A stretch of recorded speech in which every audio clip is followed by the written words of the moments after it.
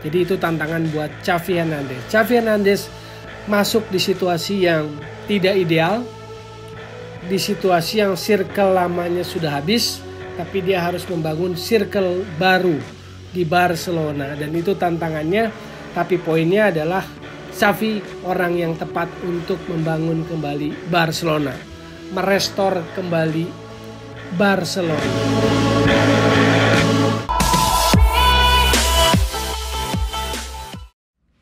Oke, balik lagi di Gocek Bung Toel. Kali ini saya mau cerita soal Xavi Hernandez. Jadi bienvenidos Xavi Hernandez di Camp Nou, di Barcelona lagi. Jadi memang menurut saya apa yang terjadi di Barcelona memang harus diputus. Tren negatifnya harus diputus. Apa yang terjadi era Koeman harus diputus supaya kemudian bisa ada fase baru. Memang pasti ada masa transisi. Seberapa cepatnya adalah bagaimana manajemen, direksi, dan juga Xavi Hernandez bisa membangun situasi supaya transisinya cepat. Jadi itu tantangan buat Xavi Hernandez. Xavi Hernandez masuk di situasi yang tidak ideal, di situasi yang circle lamanya sudah habis, tapi dia harus membangun circle baru di Barcelona. Dan itu tantangannya, tapi poinnya adalah Xavi orang yang tepat untuk membangun kembali Barcelona, merestor kembali Barcelona. Karena dia adalah DNA sejati Barcelona. Dia seorang Barcelona sejati. Dia juga paham filosofi dari Barcelona. Dia besar main bola di La Masia hingga jadi legend juga di Barcelona. Jadi menurut saya adalah orang yang tepat. Dan sepertinya garis perjalanan mengarahkan Xavi untuk kembali ke Barcelona. Di Al Sadd, klub Qatar yang kontraknya akan berakhir sebetulnya setelah Piala Dunia 2022, Xavi sudah mempersembahkan 7 trofi. Dan penampilan Al Sadd pun saya pikir dengan gaya yang ya DNA-nya Barcelona lah. Possession, progression, finalization, pass and move yang sangat bagus lah. Al Sadd pun saya pikir diberikan sentuhan oleh seorang Xavi dan kini ditunggu sentuhan Xavi Hernandez untuk Barcelona yang sedang membutuhkan. Pertolongan harus dari keluarganya sendiri dan Xavi adalah keluarga dari Barcelona. Kalau bicara soal destiny sepertinya Xavi memang harus balik lagi. Padahal terungkap bahwa Xavi selain ditawari Barcelona, sebetulnya ditawari juga untuk bergabung dengan tim nasional Brasil, menjadi asistennya Tite sebelumnya nanti setelah atau pasca Piala Dunia 2022, Xavi akan melanjutkan atau jadi head coach, jadi pelatih bagi tim nasional Brasil. Bayangin sebetulnya sebuah tawaran yang sangat menggiurkan, proposal yang menggiurkan karena dia ditawari menangani tim nasional sekelas Brasil, Seleção, yang sudah 5 kali juara Piala Dunia. Jadi sampai 2022 dia mendampingi Tite, tapi setelah 2022 dia mendapatkan tongkat estafet dari Tite untuk memimpin Brasil. Bayangin tuh, tapi dia tolak karena panggilan hati, panggilan jiwa. Seorang Barcelona, dia kembali ke Camp Nou, harus menolong Barcelona yang sedang terpuruk saat ini. Jadi saya mau share cerita-cerita yang saya pikir ringan saja. Kebetulan saya juga pakai nomor 8 sebagai penghormatan untuk Xavi Hernandez. Ngomong-ngomong soal jersey nomor 8 di Piala Dunia 2020, penampilan Xavi kan luar biasa tuh. Saking luar biasanya, Presiden UEFA saat itu Michel Platini sangat tergiur, sangat mengagumi, sehingga kemudian dia memohon kepada Presiden Federasi Sepak Bola Spanyol, Miguel Ángel Villar, untuk mendapatkan jersinya Xavi Hernandez. Jadi tentu permintaan yang akhirnya tidak bisa ditolak oleh Xavi, diminta oleh seorang maestro sekelas Michel Platini, dan akhirnya jersey nomor 8 Spanyol itu memang dimiliki oleh Michel Platini. Jadi sebuah kehormatan, kata Xavi, diminta oleh pemain sehebat atau sosok sehebat Michel Platini. Ini bicara tentang jersey nomor 8-nya Xavi Hernandez di tim nasional Spanyol. Yang saya mau cerita adalah bahwa Xavi mungkin memang ditakdirkan untuk menjadi seorang Barcelona sejati. Dia seorang kule, lahir di Terrassa, 1 jam perjalanan lah dari Camp Nou.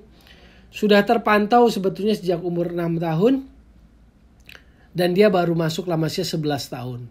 Itu perjalanannya 2 jam bolak-balik pakai kereta lah. Karena jarak yang sejam, jadi 2 jam bolak-balik pakai kereta diantar ayahnya dari Terrassa menuju Camp Nou. Lalu besar di sana.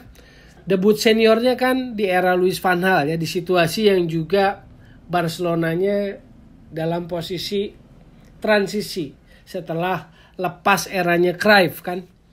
Nah di situ dia masih sangat muda, 18-19 tahun, dan langsung diperbandingkan dengan sang legend juga saat itu dan captain tim, Pep Guardiola. Pep Guardiola sendiri mengakui bahwa Xavi adalah pemain yang sangat bagus, sangat potensial, tapi dia bilang, saya akan buat kamu kesulitan untuk merebut tempat saya, karena posisinya memang pivot, posisi yang sama dengan Guardiola. Jadi begitulah persaingannya, situasi yang tidak mudah bagi Xavi di awal-awal itu, apalagi di masa tahun 90-an akhir sampai 2000-an awal itu. Xavi karena tubuhnya yang mungil itu kan sebetulnya underrated, jadi kurang diapresiasi permainannya. Tapi begitu memasuki era Rijkaard lalu kemudian era Pep Guardiola kan Xavi mulai meroket gitu loh. Jadi pemain-pemain seperti Xavi, Andres Iniesta, Messi yang jebolan La Masia, dan pada tahun 2010 ketiganya menjadi nominasi 3 besar buat Ballon d'Or. Inilah dimana cara filosofi yang diterapkan oleh Barcelona dan terutama memuncak di era Pep Guardiola itu diakui oleh dunia. Xavi ada di puncak dunia saat itu. Dan saat ini Pep sebagai idola, Xavi sebagai mentor, sebagai pelatih, sebagai guru juga sudah memberikan semacam restu lah ya. Dan Xavi harus jadi dirinya sendiri. Nggak perlu mencontoh, nggak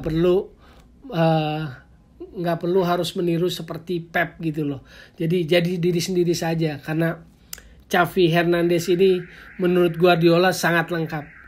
Dia pemain yang hebat, dia juga punya visi yang luar biasa, dan dia juga sudah membuktikan karir kepelatihannya di Al Sadd. Jadi nggak mentah-mentah banget lah.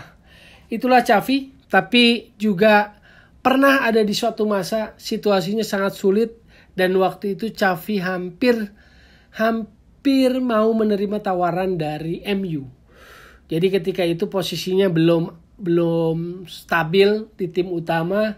Lalu ada Martin Ferguson, kakaknya Sir Alex Ferguson, yang jabatannya di MU pada waktu itu adalah chiefnya atau kepala buat talent scout MU di Eropa.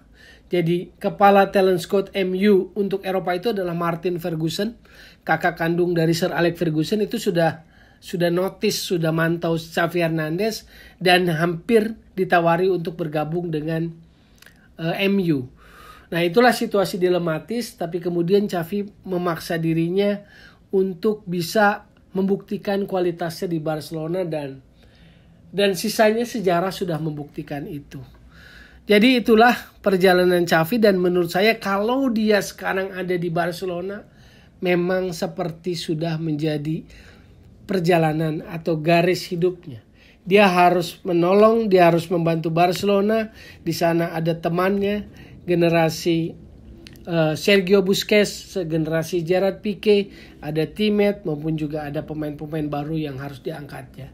Kita tunggu seperti apa nanti racikan Xavi Hernandez. Semoga Barcelona bisa balik lagi kepada jati diri, kepada identitas sebetulnya. Karena selama di era Koeman, Barcelona kehilangan jati diri, kehilangan identitas, mengingkari sepak bolanya, mengingkari filosofi sepak bolanya, dan sekarang publik bola, pendukung Barcelona sangat menanti-nantikan sentuhan Xavi Hernandez mengembalikan identitas jati diri sepak bola Barcelona. Sekali lagi selamat datang Xavi Hernandez yang nama lengkapnya adalah Xavi Hernandez Creus. Benvenidos Xavi. Dan saya mengingatkan, jadi solusi bukan polusi sepak bola, tetap digocek Bung Toel.